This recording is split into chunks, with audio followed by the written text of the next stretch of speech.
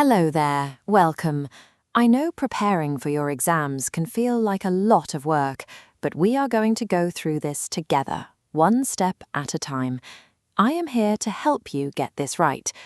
We are looking at question 15 from the 2026 WAEC Mathematics paper.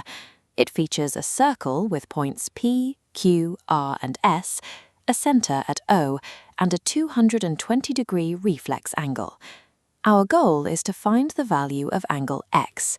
In this lesson, we will apply the circle theorem needed to find this value. We will also look at how to choose the correct arc, so your final answer is accurate every time. You don't need any advanced geometry background to follow along.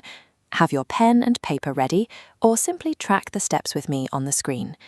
By learning the logic behind this specific problem, you will be able to apply the same steps to any similar circle geometry questions on your WAEC, JAMB, or NECO exams. Let's start at the center, at point O. The question provides this numeric value. This is a reflex angle of 220 degrees. A reflex angle is larger than 180 degrees, seen here as the wide curve wrapping around the outside. Now trace that angle out to the edge of the circle. Starting at Q and moving through point P all the way to R, we find the section of the circle's boundary that corresponds to our center angle.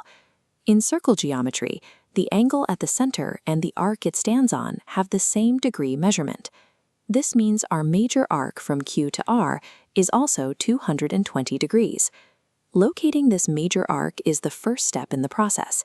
It establishes the physical foundation for the rest of our calculation. Now move your eyes to point S on the edge of the circle, where we find angle x. Notice where the lines for angle x lead.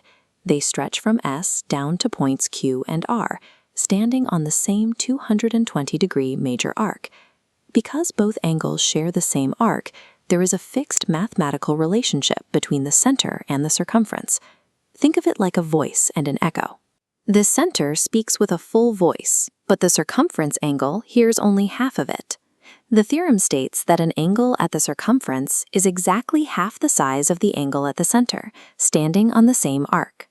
We can now put this into an equation. The angle at the circumference, x, is equal to 1/2 times our center angle of 220 degrees.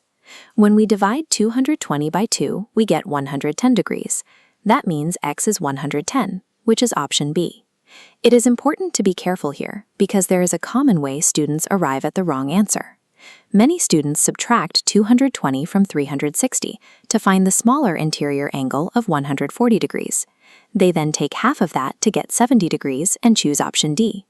That result is incorrect because 70 degrees would be the answer for an angle facing the minor arc, but our angle x faces the 220-degree major arc. Verifying the direction ensures correct arc measurement. You have now correctly solved a real WAEC exam question by applying the theorem step by step. Let's do 2 quick checks to make sure the rule is clear. First, if the angle at the center is 160 degrees, what would the angle at the circumference be? 1/2 of 160 is 80, so the answer is 80 degrees. Second, if the reflex angle at the center is 240 degrees, what is the angle at the circumference? Half of 240 is 120, so the answer is 120 degrees. You are now ready to handle these types of questions with confidence. For more practice with WAEC, JAMB, and NECO past questions, visit QandAHelp.com. Don't forget to subscribe to this channel for more exam preparation videos.